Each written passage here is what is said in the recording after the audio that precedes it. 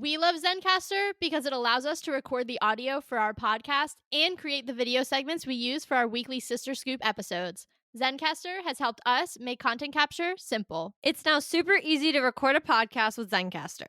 Log in using your browser and start recording a high-quality podcast right away. Record studio quality sound and up to 4K video with your guests, and feel a sense of zen knowing Zencaster's multi-layered backups ensure you always have your recordings in the highest quality, even if the connection is unstable. If you've thought about podcasting before and realized that you need a lot of different tools and services, those days are over. With Zencaster's all-in-one podcasting platform, you can create your podcast in one place and distribute it to Spotify, Apple, and other major destinations. Just go to Zencaster.com/pricing and use our code SistersAssembled, and you'll get 30% off your first month of any Zencaster paid plan. We want you to have the same easy experiences we do for all of our podcasting and content needs. It's time to share your story. Katie and I are always hungry, and one snack we both love is beef jerky. That's why we're so excited to tell you about one of our favorite jerky brands, Matt Hat Jerky. Matt Hat's delicious taste makes it a great snack, and the variety of flavors, including original, black truffle, and my personal favorite, roasted garlic, means there's a flavor for everyone. Plus, it's local to the area where we grew up in, which we just love. Use the link in the show notes below to get some Matt Hat Jerky for yourself, and make sure to use our coupon code SistersAssembled for 10% off.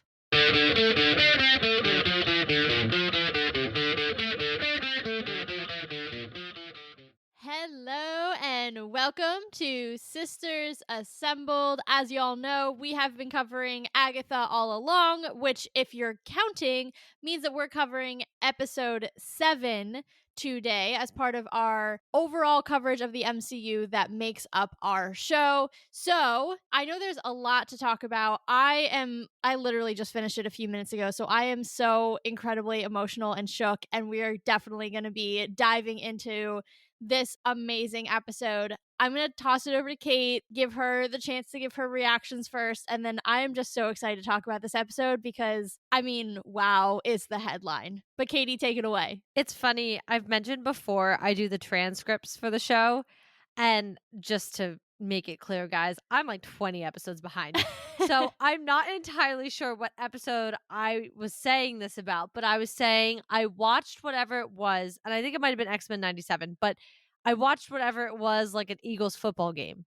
And I'm like standing up, or I'm on the edge of my seat, and I'm like really watching and focusing on whatever I was watching. I don't remember what it was at the time, but I'm here to tell you that's how I was watching this episode. Yeah. I wasn't standing, I wasn't doing anything crazy, but because I was watching it on my laptop, I'm fully elbows on my knees, leaning forward, trying to keep track of what is going on, because we were jumping everywhere, and your girl was a little confused at times, but I was trying to be there, and I was so focused that by the end, I didn't have any emotions left because I was so focused on what was happening. So I have not even had time to emote yet or to feel anything, since I also just finished it about 5 minutes ago, but that was kind of crazy. Yeah. I mean, Patti LuPone, you are a queen. You absolutely owned this episode, and it was so beautiful. Like, understanding Lilia's story and the way that it ended in the sacrifice, and we will dive deeper into that from a narrative element. But I'm so moved by this episode, and I am still processing, but all I texted Kate, she's a few minutes before me, and all I texted her was, wow, what a beautiful piece of television. Like, what was the last time? It probably was X-Men 97. Granted, that was probably the last show we did too, but it is rare for us to say, like, wow, what a beautiful episode, right? Because yeah, Marvel's been putting out, decent shows, but like, other than X-Men 97, I can't remember us looking at one another and saying, this episode is magnificent. This episode changes things. Like, it is just beautifully done. And I feel like this episode and some of the episodes of X-Men 97 were that. They were just next level, a new caliber of television. And I am just in awe. Like, I can't even fully verbalize my thoughts because I'm so amazed that at this episode of television. It was amazing. It was incredible. It was just wonderful. They're a new caliber, but in very different ways too. Yeah. I think I will never be able to compare fully another piece of anything, whether it's live action or not, to X-Men 97 episode 5. That episode is actually so ingrained in me, so hard. It's kind of not funny, but this episode was in the same vein for very different reasons. Yeah. Obviously, we didn't just watch an entire genocide of a race that we are sympathetic to. But this one, I mean, I think I said this pretty early where I already had a very big concern about pretty much every other character that wasn't Agatha and Teen, right? I said as soon as they finish their trials, in my opinion, they are fair game to kind of. And for those who everybody, it's actually just Taylor can see me. I But know, for I was like, you do everybody, realize this is a verbal medium, right? you know what it is? Because we just did Venom predictions with our video on. I was doing like thumb across the throat kind of motion. Okay, my bad, my bad. But you get the gist. You understand what I'm saying. I kind of said, Taylor, stop. I mean, dude, like, you just kept doing it, and I was like, you realize literally no one but me can see this, right? Well, to be fair, my video's also frozen, so that's not helping. Oh my god. Regardless, y'all get my gist. I kind of said that pretty early on that I was like, they are all up after their trial is over to possibly die. And Alice was the first. Here's Lilia. Well, technically, Mrs. Hart was, but I think Taylor went a little far when she said she thought she'd be a human sacrifice, but she was saying along the lines that she would probably die. Regardless, I don't know. I don't know if I was just not expecting it or the way it went. And this episode was just so different, and the trial was so different. And I think it was so beautiful that by the time we reached the ending and her sacrifice for the coven, you're just like, what did I just watch? Yeah, it's so hard to put my finger on exactly why this episode moved me so much. I think part of it is one, I love a good like narrative moment that ties a bunch of things together. And I Oh, think yeah. Lilia being that piece that, all those odd things that were out of place, we're seeing why, we're seeing what's happening and what she was actually seeing at the time and why she was kind of jumping in and out of not consciousness, but we learn in and out of time. And I love that. I thought that that was really brilliantly done. I mean, the fact that they had us going in circles in time and jumping across different episodes and different moments that we've seen with the coven, or even in the case of some of the scenes, she was jumping back to before Billy was even in William's body, like pre the hex coming down. Yet I thought it was so well organized and well told that I could still understand what was happening, and it was so clearly laid out, the puzzle pieces. So I loved it from that perspective as well. But from an emotional standpoint, I think there was something so beautiful about, Lilia having been this character who everybody respected. I think that that's true, but they kind of took what she said with a grain of salt because she wasn't always like mentally there, or at least that was kind of their perspective on it and their interpretation. I mean, honestly, they were kind of right. She was literally not always mentally in that time. But I think the beautiful evolution for then her to come back and reach that point where she is accepting her powers and accepting her end and accepting her death, I thought that was so beautiful and so moving. And I'm still trying to process exactly how to like explain that and verbalize how I feel about that. So give me a few minutes, but that's my first attempt. Maybe I'll be able to articulate it better in a few minutes. I thought that that whole kind of conversation around death was very beautiful and emotional. And I think it's actually interesting, thinking about the Scarlet Witch and what a lot of her show, WandaVision, talked about with death and that beautiful, what is grief if not love persevering? It's interesting that this kind of witchy realm has had so many meaningful moments around death and loss and grieving and things like that. So just another, notch in Marvel's toolkit or whatever. I just mixed a bunch of metaphors for them being able to, really articulate kind of the human experience in a really beautiful way. Yeah, I think it's hard, as you were kind of saying, to put into words everything that happened this episode, and specifically for Lilia, because we knew so little about her as well. As you had pointed out, all the witches, and then us as an audience were like, she's a little out there. And I don't disagree that that's what was put forward. And so I think we are seeing that we talked about the possibility of her not really being able to fully control her powers and things, which we're realizing through this episode was never true. It wasn't really about control more than it was about the fact that she wouldn't allow herself to fully understand them. She was purposely keeping herself and being her own personal roadblock and was like, these visions suck. If I ignore them, it'll be fine. Meanwhile, the whole point, which was so interesting, because remember, guys, the trial, we talked about these trials possibly being about guilt or something in those lines or a fear. And I think the interesting thing is this trial was showing she almost feared her own powers, but she needed them to live. And in that moment, she allowed herself to live, I think, for the first time in, well, she says centuries. Because as far as I'm concerned, it looked like it was painted that when she saw her coven die and she warned them, but there was nothing that could have been changed about how they were going to die. I read that as that was one of the last times she truly wanted to give into her powers and use them and make them better to grow them. And so all these years, I think she's been surviving on the bare minimum. And as she even says, by being almost a fraud in her own abilities. When she finally accepted those powers is when she could finally rest peacefully as far as she was concerned. And she accepted herself finally. And I think that was such a beautiful moment. And that she also finally accepted her coven, Yeah. which I think has been a struggle for all the witches in different ways. And it's really sad because I actually think the two so far who have died are the ones who have bought into the coven the most by the end. Yeah. I mean, what you were saying brought up so many things for me. So I'm going to try to go in like a logical, reactive order. But I think the other two things that were really interesting about Lilia specifically was not only was she accepting of herself and her powers, which I think is such a beautiful and powerful message, but then by the end, she was accepting her own death and her own mortality, because I think at the core, that's what she was afraid of, right?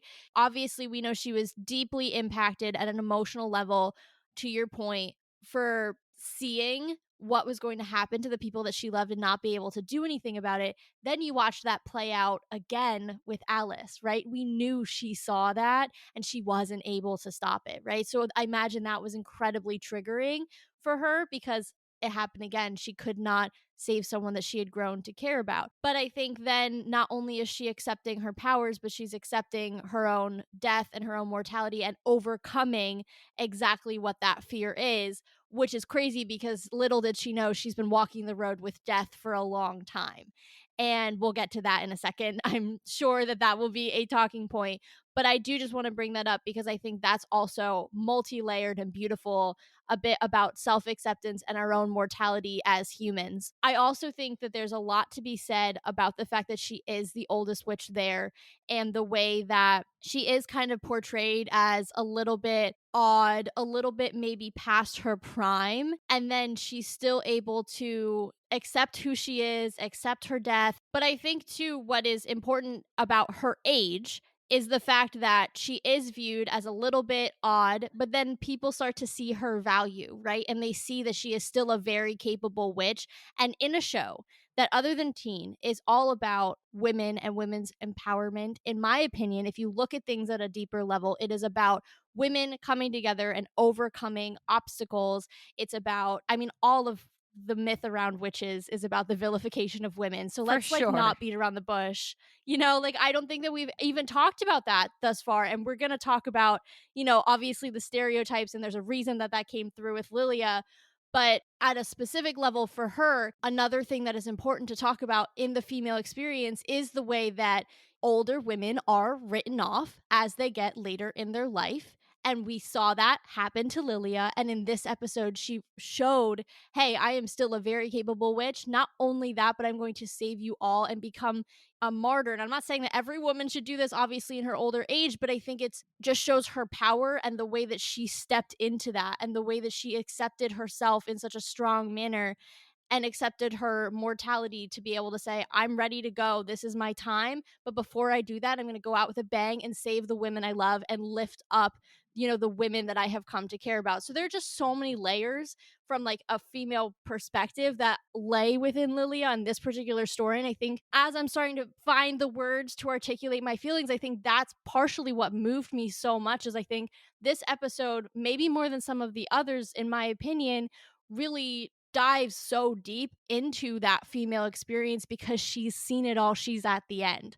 And I think that there's something really, really beautiful about that celebration of not only her life, but older women in general. Honestly, I can't really say anything better than I think how you just said it. Oh, thank you. And I'm not even going to try. If I'm being honest, I'm not even going to touch it because I think you said that so beautifully. And even you touched on the fact, and I'm not sure we've fully said it on the show, we might have mentioned, but yes, the whole idea of witches and them kind of representing at the end of the day. I mean, let's look at history, guys. Maybe I don't even need to go there. Let's look at history and even back to the fact that the Salem witch trials themselves have happened. These are real things. So there is so much symbolism going on throughout the entirety of the show. I do think Lilia brings such an interesting point of view for being what is considered one of the older witches. I mean, and I don't say that because the actress herself is older. I literally am saying we learned in this that she is centuries old, as in, like, goes back to way longer than we even thought. Because obviously, we know Agatha and at least Jennifer are pretty old themselves.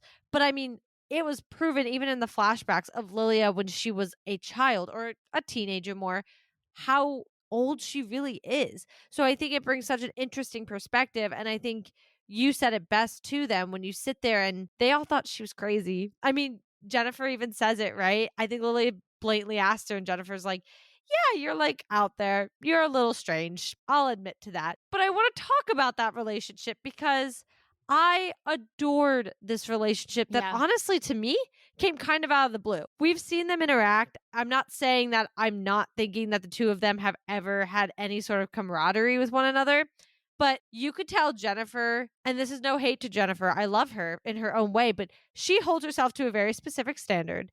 And I think she, from a very early point, clocked Lilia and was like, oh, okay, she's coming along, I guess, too. Like, I don't think she saw them on equal levels in any way. This was the first episode I think she actually not only saw Lilia, but then appreciated her. And that turned so quickly into caring about her on such a deep, deep level that I am not looking forward to, I should say, next episode to see Jennifer fully coming down from the fact that Lilia had to sacrifice herself or had chosen to sacrifice herself. And I don't think she'll fully understand why right away because they all left, right? They all left the trial. But the relationship that the two of them had just throughout this episode and how quickly, like I said, it morphed. Jennifer all of a sudden was, hold on, she's having a day. Let her do what she needs to do. She's got this. Get out of her face. And obviously it helps that Jennifer and Agatha have a little bit of a beef back and forth with each other, but it really is so beautiful to have seen Jennifer come around and realize, and this can go to your symbolism, how much power there is to listen to our elders and to support them and what they have to say and teach us. Yeah, I think a lot of it stems from when you were saying, oh, she kind of clocked her from the beginning. It's like the erasure of older women, right? The erasure of their power, the minimization of their knowledge, and the wealth of just experience that they bring to things, right? And Jennifer kind of wrote her off as has been there, done that. Like she's not really bringing the value that some of these younger, more, shall we say, vital witches are bringing, right?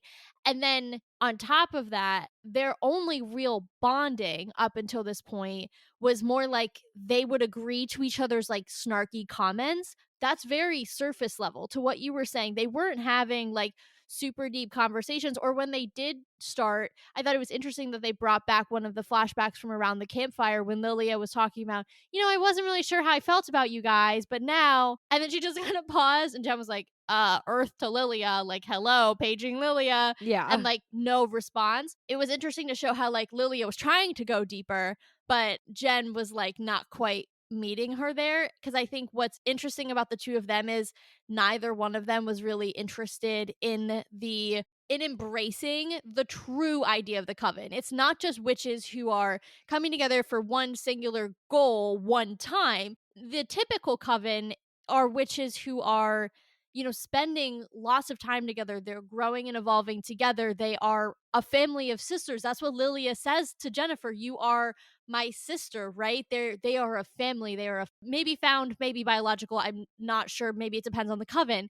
But whatever it is, there is a familial concept there. Neither one of them wanted that. Lilia didn't want it. She says that to her teacher. I was done. After I lost my first coven, she was just traumatized and she didn't want to, build those bonds again only to see them potentially die, right? Jennifer, she had absolutely no interest in any of these people. She just wanted to be unbound. She just wanted her magic back. Yet this experience brought both of them and opened both of their hearts to the idea of, even for Jennifer, if it's not the idea of the full coven, because I still think she's going to have a lot of work to do to get over her, as you put it, beef with Agatha. But for Lilia, she was able to truly embrace the coven again. And that's, I think, what also allowed her to make that sacrifice, because she was recognizing it as, this is my last coven. I lost my first coven, but this will be my last. And I will die protecting them. And I will die doing for them what I was unable to do for my first. And I think that narrative circle is also really beautiful as well. It's interesting you said that last comment because, in a way to not sound semi morbid, because I'm not trying to in any way, Lilia made the choice to leave before she had to watch her coven die. And I think you kind of said about the narrative circle, and I think right there is a great part of it as well, is she didn't have that option when she was a teenager, that when she saw what was going to happen to her coven, she thought she was helping. If I tell them, I save them. But especially how we learned that they died. I mean, not to sound like this, but it was the times, right? Think about all the things that went and carried around in like possibly the 1400s or whatever. Yeah. So many things that we did not have treatments for. I mean, heck, it could have been the freaking bubonic plague. Like, there was no way Lilia Calderou was gonna fix that. Like, not because there's something, she's not good enough, but because nobody could fix that. That's right? what I Like, mean. Exactly. It killed millions of people. Exactly. And so I think that's hard because she could not save them physically at all. But I think this one was so interesting because, one, she knew she could, and two, I think she wanted to have her last moments be as a member of the coven and not the last member of the coven. Yeah, agreed. She is such a beautifully written character, beautifully acted character, and I loved her entire arc through this episode. I think that, I mean, I'm genuinely so sad that she's gone. This is going to sound terrible, so please let me explain it. Her death was perfect in the sense that, like, from a narrative and character perspective, she could not have gone out any better. She could not have had a better episode dedicated to her. And the way that they use her divination to reveal so many secrets and to reveal so many, pieces and confirm so many things that we were looking to confirm. I loved that. I don't regret that she died because that makes sense for the story.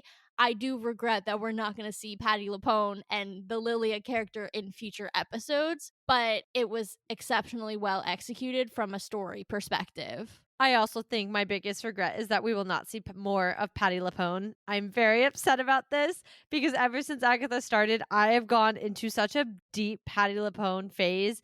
It's kind of disgusting, if you will. I genuinely love this woman. I think she's iconic on and off the screen, on and off the stage. And I am very sad that this was where she met her end, but I don't disagree. If you're going to kill a character, make it worth something. Make it mean it. Yup. Exactly. And that's been a bit complaint I have over a lot of projects, but we were talking about X-Men 97. I'll say it again. Look what they did with Gambit. Am I happy that it happened? No. Absolutely not. And I'm actually still in my feels about it, but it meant something. Yeah. And it was an iconic moment for him and for his character. And that's what they did here with Lilia as well. I want to get into, I think there's like, this episode to me was three different big things. Obviously, Lilia's story, her trial, and Lilia as a whole, what happened then. Yet you kind of mentioned the next one, which is Rio's been confirmed to be Death. we've been talking about this, both on the podcast and in the blogs. This has not been a new topic for us. This has been something we've been talking about. Plus the whole, like, is she the Green Witch? What's the Green Witch? Who's the Green Witch? The epic Green Witch battle that has been happening for like 6 weeks because nobody knows. So I guess it's like, we got this confirmation. Now what? What does it mean is my biggest question. What does it mean? It means she took Alice's body. It means she's taking Lilia's body. But what does that mean for the coven? What does that mean for her role? I mean, look, I think we've talked about this, but with the confirmation, we can more concretely say it. It hasn't been directly confirmed, but I want to say I'm 80% there, 85% there. We know that Nicholas Scratch is dead, so clearly she had to play a part. Rio had to play a part. Even if she wasn't the cause of his death, she took his body, and immediately that gives a good reason why Agatha has some serious issues with her. I get it, like I do. I think that's starting to maybe put that into clearer perspective. I mean, we have 2 more episodes left. Rio's been revealed as death. She's still technically a member of the coven, so if we think they're going to get off the road, she still has to have a trial. So what does the trial for death look like? I think that's where I'm actually struggling the most. Episodes 8 and 9 are together. The finale is next week. In case you weren't keeping up with that, next week is it. And I was also sitting here doing the math, and technically they all have to have a trial. So I am confused. I know after last week there was some talk, and I had talked about it in the blog post regarding, is Teen technically a member of the coven? So could we actually be having his trial instead? Because I don't know what Death's trial would look like. I would have to assume it would have to deal with her biggest scar, as we've gone over, which is Agatha and whatever went down in that situation. I don't know how the road is like, yeah, Death gets a trial too. I'm not really sure how that works because that just seems strange. Like, she is the embodiment of death. She is essentially a type of entity. So that's very confusing to me.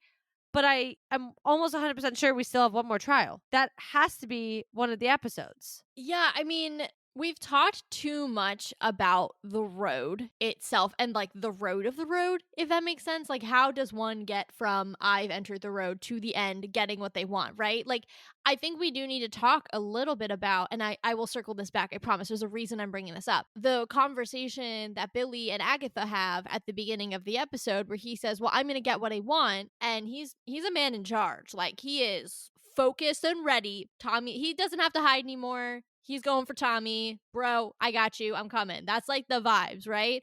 But it's interesting because he takes this little dig at Agatha where he says, did you even go on the road? Because so much has gone wrong. And her mask slips. The mask of indifference, the mask of cockiness. Oh, you see that she is deeply affected by whatever happened at the end of the road for her. I have a feeling it has to do with her coven. We've talked about this a million times. Whatever happened to her coven, I think happened at the end of the road. So the reason I'm bringing this up is we have to get to the end of the road because that has yet to be revealed, right? What is at the end? What traumatized Agatha? What still is a chink in her very, very strong emotional armor? What is that? And for us to be able to reach the end of the road, they have to complete the trials. And there is only one person alive who has not done her trial yet, and that is Rio. So I think that we have to give her a trial because I don't know how else we get to what I'm assuming is episode 9, the end of the road, and then we see where we go from there. Yeah, I guess I'm also struggling because, and this actually goes against something I had just assumed from last episode, you don't need the witch whose trial it is to actually be there, which I is was insane. so shook. Yeah. That's crazy. I mean, will you successfully pass it? The likelihood is a lot lower. Yeah. Look at how Agatha and Billy were doing. Not great. But in the long run, you don't actually need them there. I mean, maybe if you guess hard enough. Plus, if Rio's slash Death's is dealing with Agatha, I mean, wasn't Agatha there? Yes. I'm trying to decide if I feel like Rio is coming back. I think she is. I do think she's going to be there for her trial because here's the thing. they all know now, right? Like the secret's out for whatever reason. I mean, I guess I know what the reason is, but Agatha chose to keep Rio's true identity on the DL. That was a choice. Not one that's going to build trust, but she made that choice, and that's a very Agatha thing to do. But now that that's been revealed, there have to be consequences in the sense that that reveal, for lack of better term, is going to have to pay off somehow. And the level of shock, I mean, obviously Billy was shocked, but I think only the adult witches really truly understood the gravity of what it meant for Rio to be the embodiment of death. Like Jen's look of sheer horror was really kind of like the level for where the adults were at in the room. No offense to Billy, we love you, but you're just like not really grasping the gravity of the situation. So I think that level of horror, fear, revulsion, insert a negative noun, has to have some sort of resolution. There has to be some sort of conflict that comes from that because there's going to be interaction, in my opinion, right? They are going to confront her about who she truly is. To me, because otherwise, to me, like, what's the point? Why bring her in? Why reveal it in this way? Why show how shocked they are if you're not going to make that a plot point in a future episode? I agree. I almost wonder if it deals with, and I had said in the blog last week about the possibility of Rio actually coming after Billy because Billy technically took a dead body and decided to inhabit it. But I also wonder for witches if death is very scary because they don't really follow the normal rules of living, right? I am born.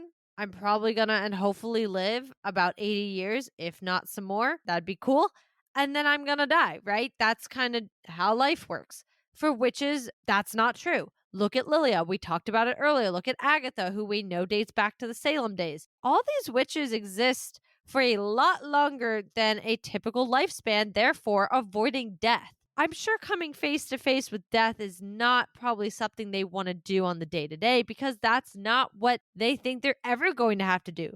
They're living life every day, extending their life, and so I think maybe that could be it. That's the point here, is that these witches aren't meant to live past this.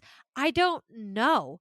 I really don't. And I'm really struggling with understanding where this all comes in. And I think we talked about it so much that none of us had to think about, if she is death, what do we do with that? And where does it go?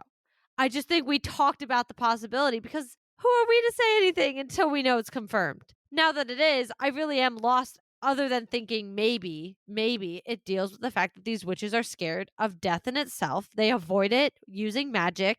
And I mean, let's look at Jennifer, no magic. Let's look at Agatha, no magic. None of these witches had solid magic. Even Alice, when she saved Agatha, only had her magic after the curse was lifted. Maybe they're easy targets. I don't know, but it does have to pay off in some way, shape, or form.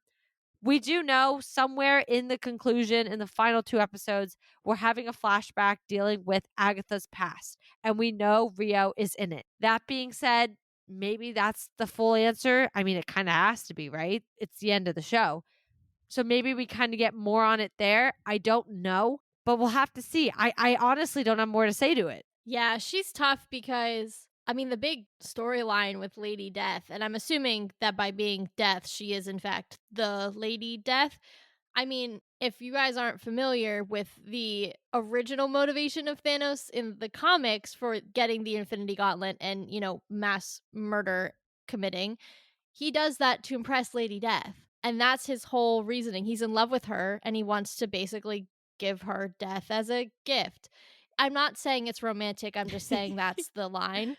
But it is a little interesting that they chose to bring her in now. Like, look, I actually think Thanos's motivation in the Infinity Gauntlet is way more compelling the way he did it because it's a little bit more. I mean, we see people in the MCU canonically agreeing with him, and I think that's a much more interesting conversation, than having him just in love with the entity of death.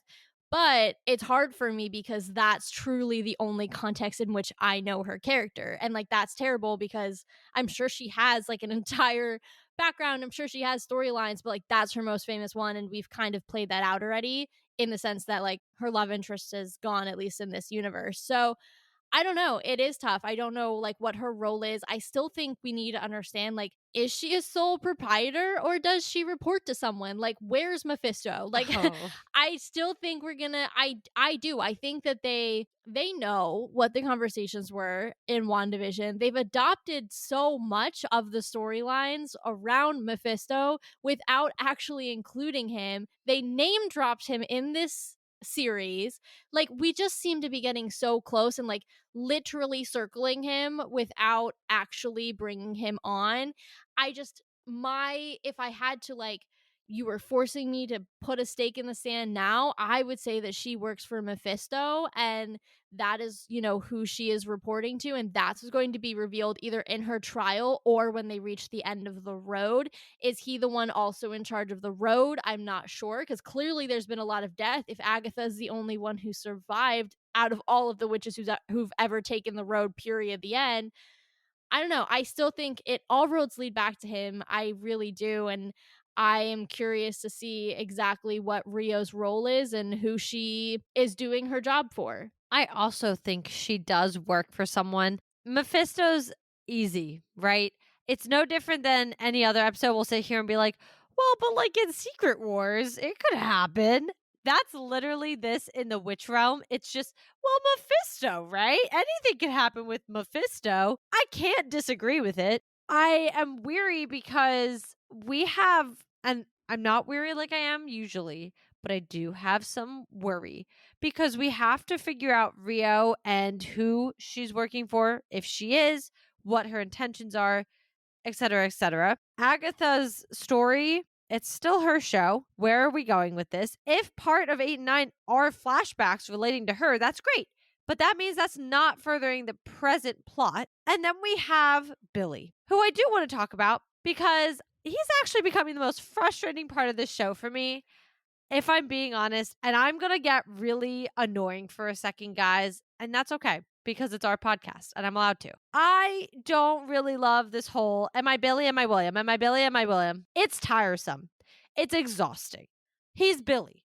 We know he is because William Kaplan does nothing for any of us, right? We know it literally does not further anything. He's also dead. Like that was the point of the heartbeats. That's also a really great point.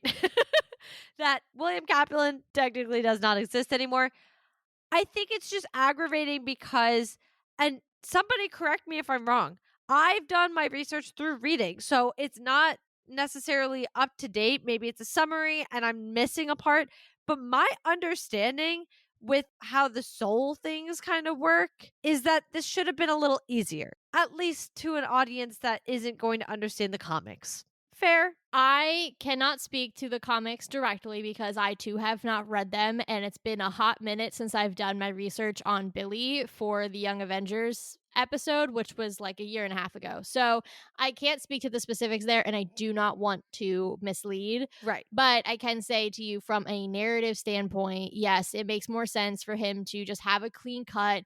I'm annoyed that they brought up the whole she's not my mom. Like I wrote that down and I was like, we should talk about it. But I don't even know that there's anything to talk about other than that's annoying and that's dumb because you're bringing Elizabeth back and now you're going to set him up in conflict with his mother. Not necessarily like I think they're going to fight, but like, hasn't the woman been through enough? Now that's her son's soul and he doesn't want anything to do with her because he doesn't recognize her as his mother. Like, can we just stop for a second and just like allow that to be a thing? Like, if he truly believes that Tommy's his brother, why is the Scarlet Witch not his mother? I get that he like had a mother who stepped in. I don't want to negate that because that's important. And emotionally for him, she's been his mother for 3 years and he doesn't remember a life before that. So I'm not trying to minimize that at all.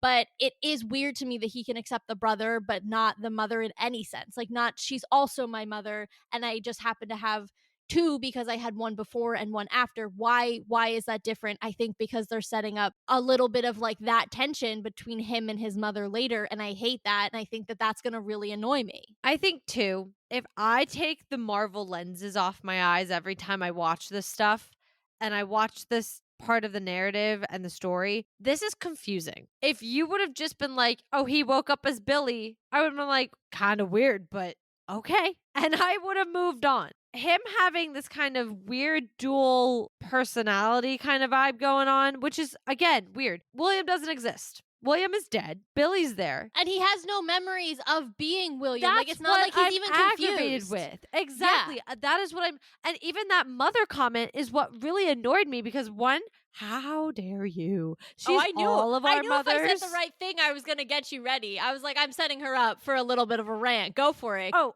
yes, yes. Because first off, she's all of our mothers. Not even, she is mother with a capital M. Who are you to sit there and say she's not my mom? Actually, you're lucky enough to actually be her child. Second, though, let's be real.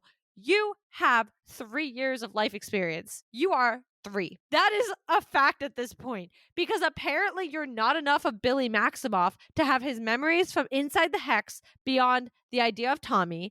And I say it that way because it is the idea of Tommy. He can feel him. He feels the sister or the brother soul or whatever. I was just using the word sister, but in this case, I'll clarify it to be brother. He understands he exists. And therefore, that's the only reason he's going after him. Him getting so weirdly passionate about it randomly is strange. Even if he was just like, if I am this person and I have a brother, I should look for him. And I do feel like I know he's here, but I can't find him. I'd be like, yeah, okay. But he's like, I'm finding my brother, but she's not my mom. And I'm like, what? What Make it is make going on sense. here? Yeah. No. And then to sit there and say, like, I have a mother, but last episode you were just telling your boyfriend how I'm not really this person and I've just been pretending for everybody else because I didn't know what else to do and I didn't want to make it harder for them. Like, great. But if you're telling me you just spent 3 years pretending to be someone you're not, how are you going to sit here now and be like, but I have a mom and it's not the Scarlet Witch? What? I don't mean to defend this narrative shenanigans they're doing because I'm annoyed by it as well, but I do just want to point one thing out. The perspective switched again. We were in Billy's perspective last episode, now we're back to Agatha's perspective, and remember, she is an unreliable narrator as we found out. True. So I do just want to point that out, right? That's her perspective, that's how she's interpreting this conversation. Obviously, to some extent, he said those words, but I just want to put that out there in the universe that the camera is essentially Agatha's thoughts, the way she's interpreting it, because that very clearly changes when it's a different person's perspective. That's fair. And I think that is a good point. I think what's also interesting, to jump back on my rant for a hot sec, Please do. is the conversation that they have.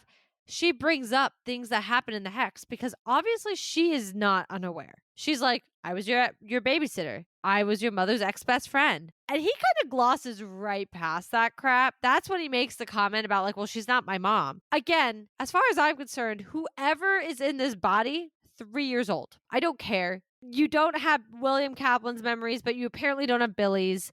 You have some weird feeling that you are Billy, but you don't think you are. You've apparently never done the magic thing until the moment in episode 5, which was news to me. Annoying. Not complete news, but that was weird. He was like, I didn't even know I could do that until this moment. And I was like, I'm lost.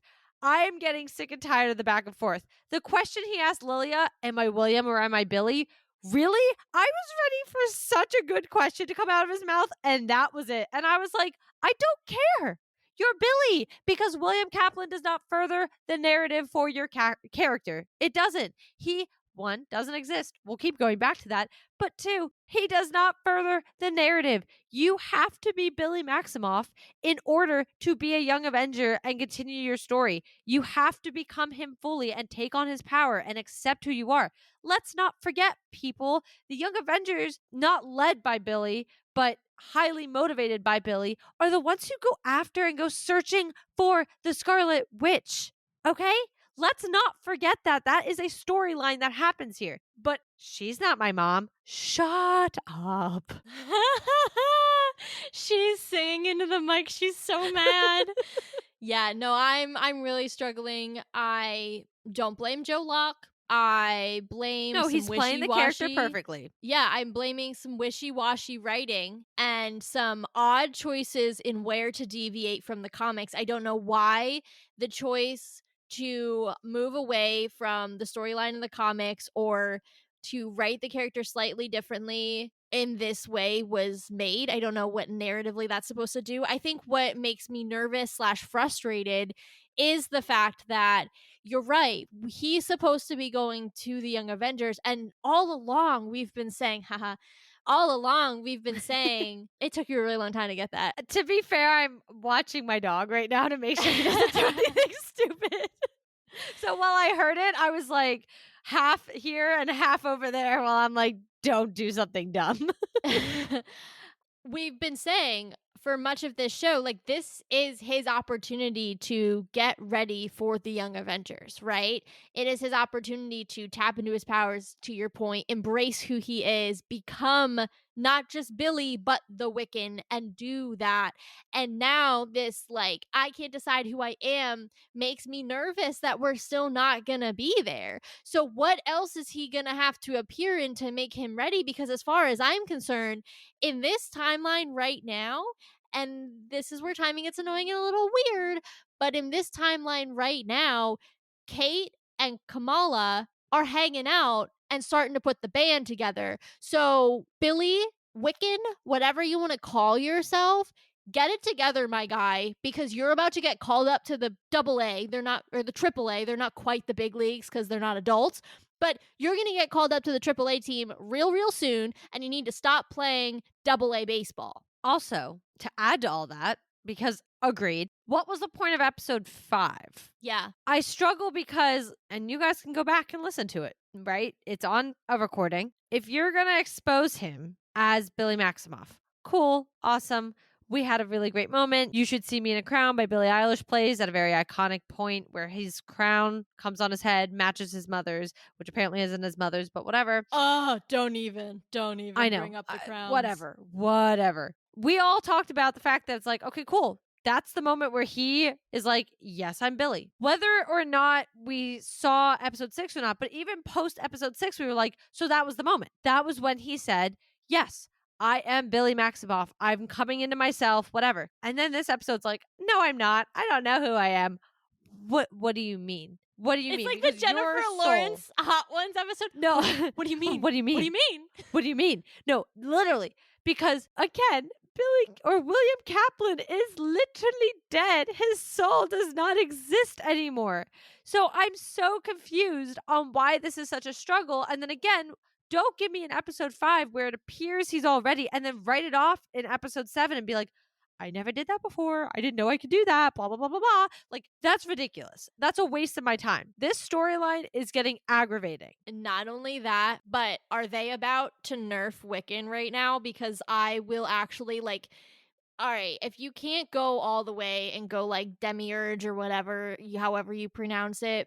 Okay, but that's actually kind of annoying. I was gonna say, like, fine, if you can't go all the way to demiurge, like, that's fine. Actually, it's not freaking fine. Like, he's one of the most powerful characters in the comics. Like, but then again, they have always struggled with powerful characters. They always make them lesser. Look at his mother. Look at Carol Danvers. Like, they don't know what to do with them. And it's so frustrating. But, like, I think we're so used to it now, and we're so, like, in tune to the fact that they are, like, nerfing characters. Look at the Hulk. That's another really good example. Like, now we're literally watching it happen in real time before he even has the chance to truly understand what he is capable of. They are knocking him down a peg, and it is so frustrating. Like, if he does not reach his potential and they sell him short, I will riot, like, in my house, because nobody's gonna be rioting with me, but I will have a solo lady riot in my house alone, and I will be so mad, so angry. The funniest part of all of this is you have never been the one to bring up the powerful Avengers trope. That is always my soapbox. I'm here of for whatever you. episode it takes. And so I think it's so funny that even now you're like, not saying that you didn't agree, but now you're the one that you're like, but they don't know what to do with them. But I don't disagree. And you brought up Wanda, and she is like the prime example. They let her be the Scarlet Witch for a solid 2 minutes, and then they were like, you're evil. And you're gonna die. And they killed her. Yeah. And they killed her. Yeah, exactly. Like, they literally do not know what to do with these characters. It's hilarious. Like, where's Loki? We don't know. Are we ever gonna see him again? We don't know. They made Thor like a total bumbling buffoon. Yes, correct. I mean, Oh, we could do a character study on Thor, don't get me there, because you know how I feel after Ragnarok when he's at his most powerful, and then they completely nerf him to make Fat Thor the running joke through all of the rest of the. Oh, don't even get me there. Don't even get And me that's there. not even talking about the fat phobia. So, like, there's a lot No, of layers. no, don't get me there because I won't stop. I won't stop when we get there. Regardless, I hope we're not seeing him get nerfed in real time. I do think we're seeing him get slowed down. I think that's ridiculous. I think that's stupid because you made a good point. How many other projects is he going to have to appear in? Rumor has it Tommy's getting his own show or is going to be a part of one. Actually, as of current rumor, it's going to be Vision Quest or whatever they're going to call the one with Vision. Which makes sense. Yes. Mom's spinoff gets one, dad's spinoff gets the other. Like, okay, cool. Which I have to laugh though, because obviously Pietro doesn't actually exist anymore because he's dead in this universe. But I am chuckling a little bit because the boys got like the twins' powers. Obviously, I understand like robot, microwave, not really gonna work. Not actually his non-genetic material because Yeah, he has I no just- genes. I guess it's just kind of weird too, because like I know Vision has like robot children at some point in the comics That's too. true. That is So, true. I guess it's like so weird because obviously Wiccan makes sense to match with Wanda, but then it's kind of like, well, like Vision doesn't really match though with Tommy. Because I don't think they're actually like, okay, you're to your point, he has robot children. They're not actually his, they're hers and Mephisto's. Like, Yeah. if we're being technical, they're They're not. He not, raised them, yes. and from that standpoint, he is their father. Biologically, they are Mephisto and Wanda's children. Biologically, Wanda just made carbon copies of her and Pietro. Yeah. If we're being honest. There's some deep-seated trauma there in case anybody missed that very, very subtle metaphor. Correct. Either way, that is the current rumor, is that his appearance and his path will be very similar to Billy's in Agatha All Along, but it will be in the Vision show and it'll follow that. Cool. I'm fine with that. But other than that, where are we going to see them if not a Young Avengers? You talked about timeline. Kate and Kamala are chilling. They have a roster. Let's not forget, she stole that little iPad thingy. She's like, I got a list. I got people to meet up with. And Billy's in New Jersey. Hello. He's literally right there. Right there. He's also like literally 2 miles from the site of where Sword like found his soul when it was in its original body. So like he's not exactly hiding. No, he's not. I just think timeline, I'm getting stressed. I'm kind of hoping maybe, okay, this actually is making sense as it comes together in my head. He wants the road to show him the direction of his brother, right? And I think in order to do that, I think he has to. I actually said this in the last episode and in the last blog. He actually does need more power. That was his initial excuse, right? He was like, I want to be more powerful. I don't want to just be doing card tricks or whatever. I want power. I think he does need more power, but he has it. He won't let himself use it because he's confused about his identity. I think actually the path here that would solve all of this in the conclusion of the show would be that the road makes it clear to him he is Billy Maximoff. He walks off that road with the power he's supposed to have and that he does have. It's inside of him. We've seen him use it and goes on from there. I think that's actually what he's going to end up getting from the road because let's not forget, not all this stuff is always black and white.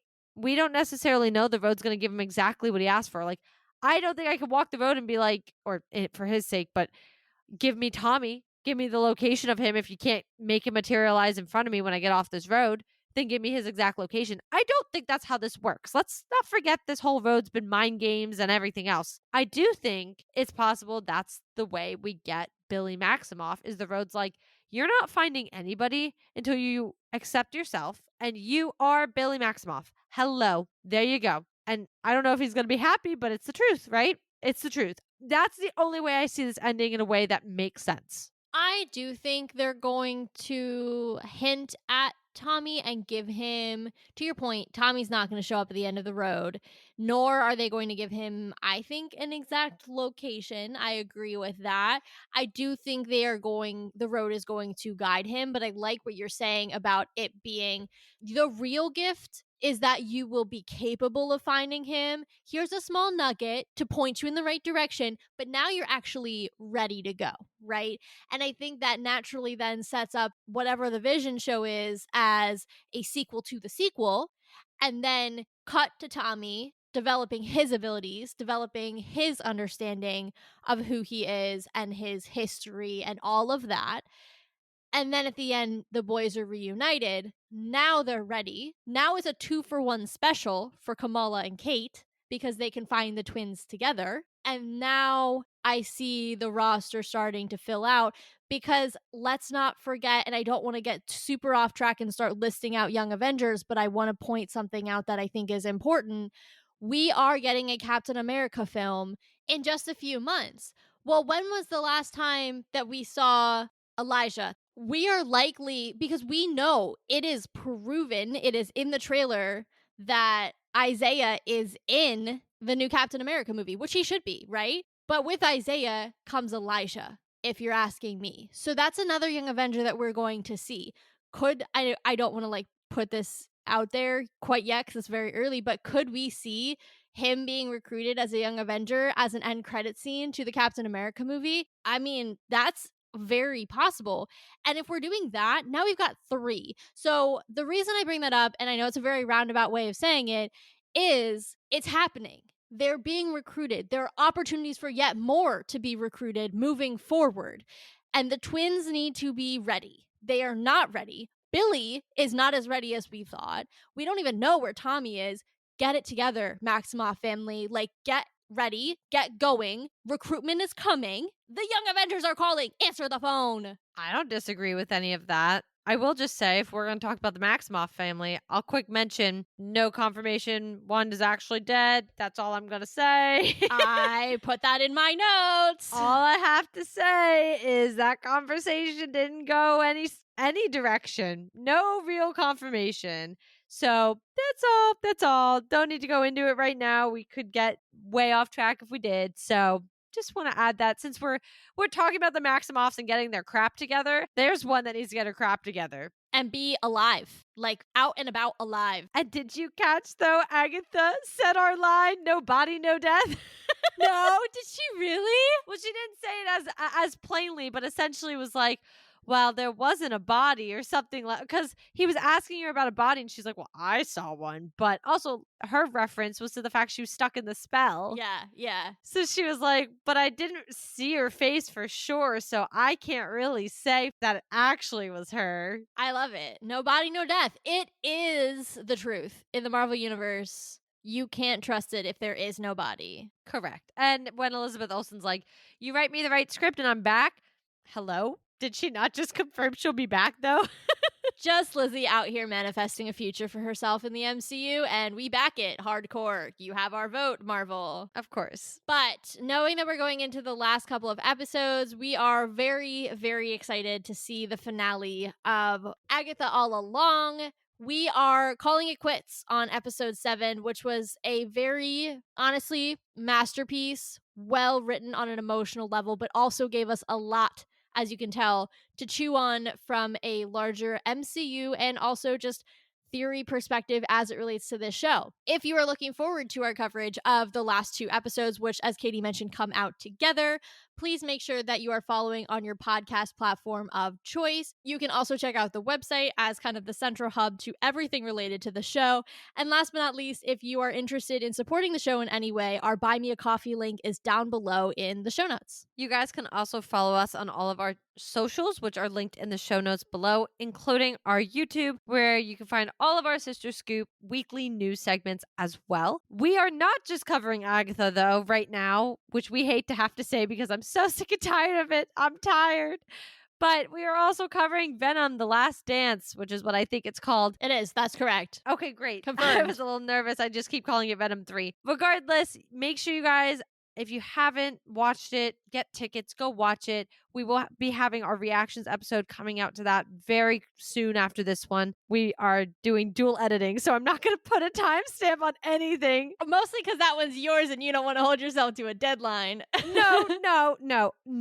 You've been pretty late with your deadline, so I'm trying to make sure we are on with each other because Venom's coming out after Agatha. That's all I know. But if you don't put Agatha out till Monday, Venom doesn't come out till Tuesday. Either way.